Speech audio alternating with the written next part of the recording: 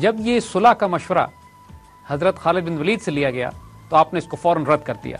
اور فرمایا کہ ہمیں اس قضیے کو ختم کرنے میں بہت زیادہ جلدی ہے، اب ہم زیادہ دیر نہیں کریں گے۔ اب یہ خالد بن ولید رضی اللہ تعالیٰ عنہ کو واضح ہو چکا تھا کہ فیصلہ کن جنگ کا وقت آ پہنچا ہے۔ اور اب آپ یہ دیکھیے ایک غیر معمولی منوور جو انہوں نے کیا کہ اپنی تمام کیولری کو ایک جگہ جمع کیا، 8000 مسلمان گھڑ سوار مجاہد ایک صف میں آ گئے، اور رات کی تاریکی میں آپ نے خاموشی سے 500 گھڑ سوار اس خشکی کے راستے پر بھجوا دیے جو رومن لشکر کے پیچھے تھا اور دریائے یرموک کے طرف بنتا تھا۔ یعنی خالد بن ولید رضی اللہ تعالیٰ عنہ کو یقین ہو چلا تھا کہ اگلے دن میں اس جنگ کو ختم کر دوں گا، اور جب رومن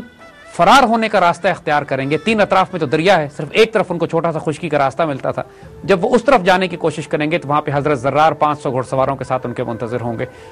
ابھی جنگ شروع بھی نہیں ہوئی ہے، اور حضرت خالد بن ولید کی کیلکولیشنز اتنی خوبصورت ہیں، اتنی مکمل ہیں کہ آپ نے پہلے ہی کمین گاہوں میں دشمن کی پشت پہ اس کی صفوں کے پیچھے حضرت زرار کو 500 گھڑ سواروں کے ساتھ چھپا دیا۔ پھر وہی ہوا جس کی توقع تھی۔ الحمدللہ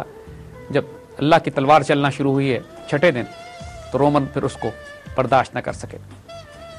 ہزاروں کی تعداد میں کاٹے گئے، کوئی دریائے یرموک میں گرے، کچھ فرار ہونے کی کوشش کی، حتیٰ کہ ان کا کمانڈر ان چیف بھی اس جنگ میں قتل کر دیا گیا۔ اللہ کا خاص کرم نازل ہوا، مسلمانوں نے اور خالد بن ولید رضی اللہ تعالیٰ عنہ نے اس بے دریغ طریقے سے قتل عام کیا رومنز کا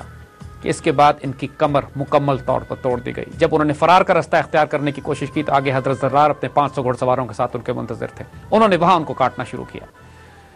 الحمدللہ حضرت ابو عبیدہ ابن جراح نے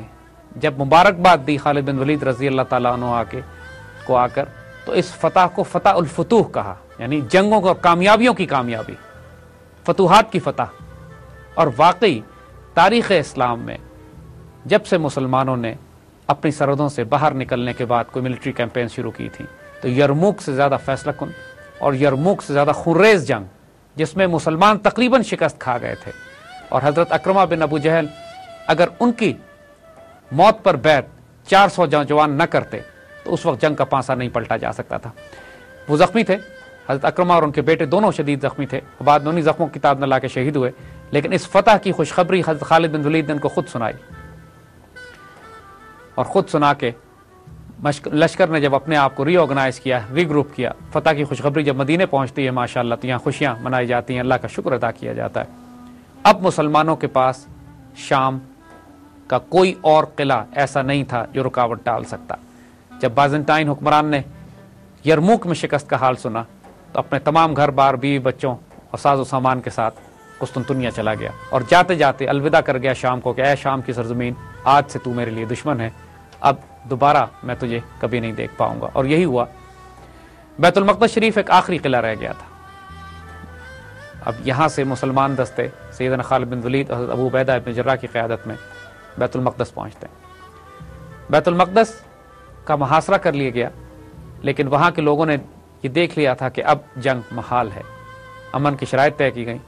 لیکن شرط انہوں نے یہ لگائی کہ ہم یہ چاہتے ہیں کہ حضرت عمر رضی اللہ تعالی عنہ مدینے سے خود تشریف لا کر بیت المقدس کا قبضہ اپنے ہاتھ میں لیں۔ یہاں سے وہ مشہور واقعہ شروع ہوتا ہے کہ جب حضرت عمر رضی اللہ تعالیٰ عنہ مدینہ شریف سے چلنا شروع کرتے ہیں، صرف ایک غلام کو ساتھ لیتے ہیں اور ایک اونٹ ہوتا ہے۔ آدھے رستے سیدنا عمر اونٹ پر سواری کرتے ہیں اور آدھے رستے پیدل چلتے ہیں جب ان کا غلام اونٹ پہ سواری کرتا ہے، اور جب بیت المقدس شریف پہنچتے ہیں تو حال یہ ہوتا ہے کہ سیدنا عمر کے پیدل چلنے کی باری تھی اور ان کا غلام اونٹ پر بیٹھا ہوا تھا۔ اس شان سے مسلمانوں کے خلیفہ اور عراق اور شام کے فاتح، مسلمان سپریم کمانڈر بیت المقدس کے دروازے پر پہنچتے ہیں۔ عیسائیوں کی کتابوں میں یہ لکھا ہوا تھا کہ جو فاتح اس شہر کو قبضہ کرے گا، فتح کرے گا، وہ اسی شان سے چلتا ہوا آئے گا کہ اس کے نوکر اور غلام اونٹوں پہ اور وہ پیدل چل رہا ہوگا۔ بہت محبت اور پیار کے ساتھ پورا شہر حوالے کر دیا گیا سیدنا عمر کے۔ ایک عیسائی گرجے میں جب مسلمان سیدنا عمر کے ساتھ اس کی زیارت کر رہے تھے، اس کو دیکھ رہے تھے، تو نماز کا وقت ہو چلا۔ اس عیسائی نے کہا سیدنا عمر سے کہ آپ یہی نماز ادا کر لیجئے۔ حضرت عمر نے فرمایا کہ اگر میں نے یہاں نماز ادا کر لی تو اس کے بعد تمام گرجے اور عبادت گاہیں مسلمان مسجدوں میں تبدیل کر لیں گے۔ حضرت عمر نے باہر نکل کر نماز ادا کی، اور وہ جگہ بعد میں وہاں پر ایک مسجد بنا دی گئی جسے مسجد عمر کا نام دیا گیا۔ کئی سو سال کے بعد جب صلیبیوں نے بیت المقدس پر قبضہ کیا صلیبی جنگوں میں،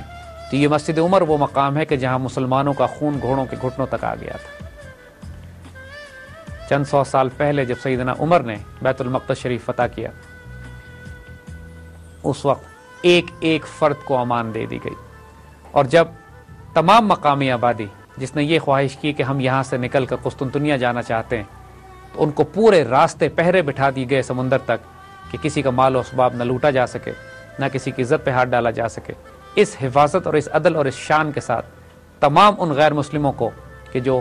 امن کی شرائط کے تحت نکل کے جانا چاہتے تھے، ان کو جانے کی اجازت دے دی گئی۔ بیت المقدس شریف کی فتح کے بعد صرف حمص کا ایک شہر رہ گیا تھا،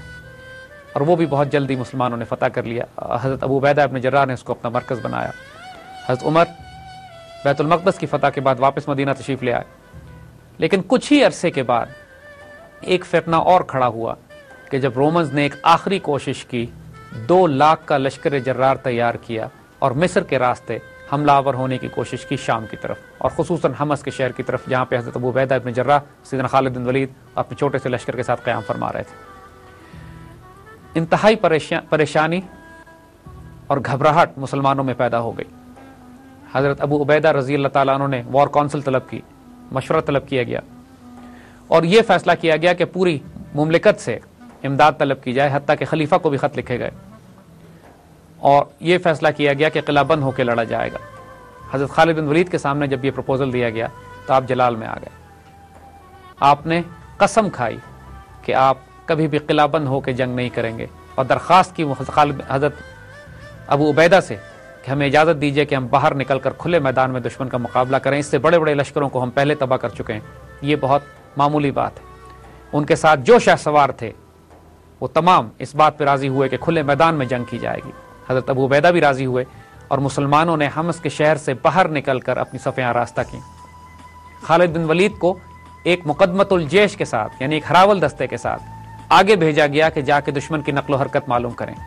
اور آپ یقین کریں گے پھر اس کے بعد کیا ہوا؟ صرف اپنے چھوٹے سے کیولری کے ساتھ، چھوٹے سے ہراول دستے کے ساتھ، ایک بڑے فائٹنگ پیٹرول کے ساتھ خالد بن ولید جاتے ہیں صرف جائزہ لینے کے لیے، اور دشمن پر اس طرح ٹوٹ کے گرتے ہیں کہ 2 لاکھ کا لشکر صاف کر دیتے ہیں۔ اور جب حضرت ابو عبیدہ ابن جراح اپنی صفوں کی ترتیب دے رہے ہوتے ہیں دشمن سے مقابلے کے لیے، تو خالد واپس آ کے اطلاع دیتے ہیں کہ دشمن کا صفایا کر دیا گیا۔ ابو عبیدہ ابن جراح سجدے میں گر جاتے ہیں، اللہ کا شکر ادا کرتے ہیں، اور اللہ کی تلوار نے ایک دفعہ پھر اللہ کے دین کی آبرو رکھی۔ خالد بن ولید اس کے بعد حمص میں ہی قیام فرماتے ہیں، ان کا پورا خاندان، ان کے بچے، لیکن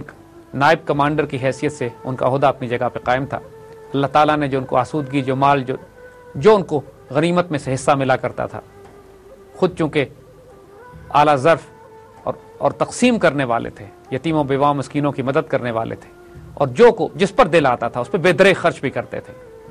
بہت سارے لوگوں نے اس کی شکایتیں بھی پھر آپ کرنا شروع کی حضرت عمر رضی اللہ تعالیٰ عنہ سے کہ حضرت خالد بن ولید اسراف کرتے ہیں مال میں۔ یہ شکایتیں جب حضرت عمر تک پہنچی، پھر آپ نے اس پر کچھ فیصلہ کیا۔